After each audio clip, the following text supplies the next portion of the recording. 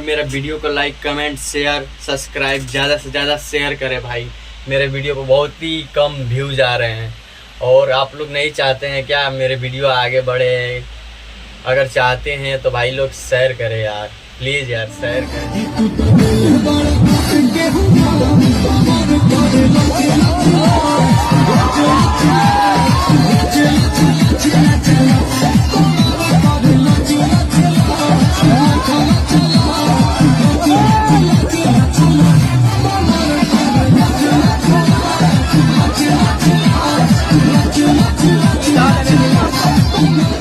तुझे प्यार से देखने वाला, तुझे अपना समझने वाला एक दिल। अरे तो सुन जो जनम में भइल बा बिहार में तोला बेलू कोरी रंग जब जनम में भइल